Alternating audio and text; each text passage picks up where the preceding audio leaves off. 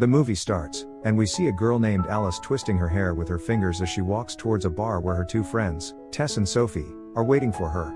Alice has an intense expression on her face, but the reason remains unknown for now. They order drinks and some snacks, a rare hangout for them. The waiter at the bar appears to be showing interest in Alice, which Tess and Sophie tease her about, but Alice reveals she already has a boyfriend named Simon. Alice and her friends talk about the upcoming gallery opening where Simon, a successful artist, will showcase his work. Tess and Sophie plan to party at Sophie's place while her parents are away, and Alice is invited, but she seems preoccupied with her phone, continuously receiving messages from Simon. Later, Alice leaves abruptly, explaining she has to go. She sends a picture to her boyfriend and appears worried. Back home, she finds a note with a phone number, possibly from the waiter, but decides not to pursue it. She takes a shower and imagines someone behind her, only to discover it's Simon, her controlling boyfriend. The next morning, Alice wakes up early, anxious to look presentable for Simon. They walk together, and Simon enters a bakery despite their plan to cut back on sugar. Alice's habit of twisting her hair persists, reflecting her inner turmoil and unease. While Simon stands in the bakery, Alice contemplates Sophie's suggestion of spending a week at her parents' house. She realizes she needs to find a way to convince Simon to allow her to go without mentioning Tess and Sophie, as he dislikes them and demands them to be her top priority. She devises a plan to tell him she's going on a work trip to Minneapolis for a week. Later, they attend Simon's art gallery opening where he behaves possessively and controlling. Sophie arrives, bringing joy to Alice, but Tess is absent due to her dislike of Simon. As Simon's frustration grows over the lack of painting sales, he decides to leave the party immediately. Alice tells Sophie she'll see her tomorrow when they head back home. Simon expresses his worry about the perceived failure of his opening, but Alice tries to comfort him by mentioning the number of attendees. Back home, Alice is still anxious and psychologically burdened, evident in her hair pulling and twisting behavior. She remains silent about her feelings, unable to express herself to her boyfriend or friends. Her internal struggles continue, and the emotional burden she carries seems to weigh heavily on her, affecting her mental state. The next day, Tess, Sophie, and Alice embark on their journey to the cottage. However, Alice is still preoccupied with her boyfriend, constantly receiving texts that distract her from enjoying the company of her friends. She sits silently in the back seat, lost in her thoughts. As they drive on, Alice suddenly asks Sophie to stop the car, feeling nauseous. She steps out and vomits, causing concern for Tess and Sophie. Alice dismisses their worries and insists they continue. They make a quick stop at a convenience store, where Alice notices a missing person flyer for a girl named Andrea.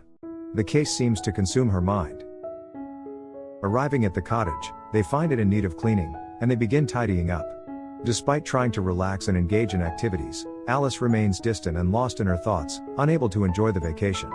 She continues to receive controlling and insulting texts from her boyfriend, Simon, which hurt her mental health. Even during the lovely sunset and pleasant surroundings, Alice can't find happiness. The following morning, Alice goes for a jog and listens to a podcast, but she still can't shake off her troubled state of mind. She sits by a lake, approached by policemen searching for the missing girl Andrea, but she denies having seen her. During their time at the cottage, Tess and Sophie try to play games, but Alice remains distracted by her boyfriend's constant texts. The messages are controlling, and Simon's psychological abuse is evident as he insults Alice openly, affecting her mental well-being. Alice becomes increasingly strange and argumentative with her friends, as her boyfriend's manipulation takes a toll on her behavior. Despite being in a beautiful getaway spot with her friends, Alice's mind is consumed by her turbulent relationship with Simon. Her inability to break free from his control causes friction in her friendships and leaves her in a constant state of anxiety and unhappiness. The next day, Alice's strange behavior intensifies as she acts erratically while eating sweets and defending Simon even when her friends express concern about him. She joins a search party for the missing girl, Andrea, but her odd actions continue, leaving her friends bewildered and worried. Simon discovers their location through Tess's Instagram posts and confronts Alice, who decides to cut her trip short and return to him. Her friends, sensing that something is amiss, hide her phone and wallet, attempting to create an opportunity for Alice to open up to them. During their time together, Alice becomes more relaxed without the pressure of Simon's messages, and she starts to enjoy her vacation. In a panicked moment, Alice loses her earring, a gift from Simon, while paddleboarding on the lake. This leads to a series of events where she finally opens up to Tess about the emotional abuse she endured from Simon. Alice decides to stop responding to Simon's messages, which angers him, and he shows up unannounced at the cottage. During an intense dinner, Alice finds lipstick that she believes belonged to Andrea. Simon tries to dismiss her, but Alice stands her ground and exposes his condescending and insulting behavior.